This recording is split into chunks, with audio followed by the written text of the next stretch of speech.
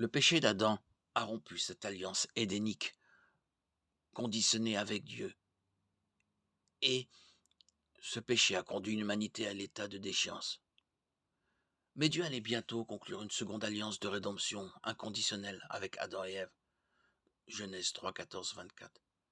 Tout comme l'alliance édénique, celle-ci n'est pas explicitement désignée comme une alliance dans la Genèse, mais il s'agit d'une promesse importante que Dieu fait à l'humanité. C'est la première fois que Dieu promet la rédemption et la première fois qu'il promet la venue du Christ. Genèse 3, 15.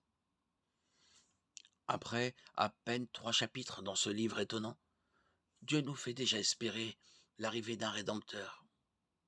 Genèse 3,15 est parfois appelé le proto-évangile, la première annonce de l'évangile dans l'Écriture.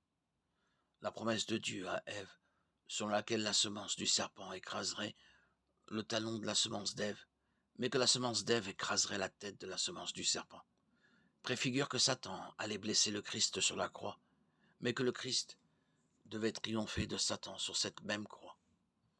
Aussi bien l'alliance édénique que l'alliance de rédemption qui lui succède sont importantes pour plusieurs raisons. Tout d'abord, elles définissent un schéma qui se répète tout au long des Écritures. L'homme pêche, Dieu juge le péché. Et enfin, Dieu accorde sa grâce et sa miséricorde en donnant un moyen de racheter l'homme et de restaurer sa relation avec Dieu. Les alliances nous montrent que le péché a toujours des conséquences.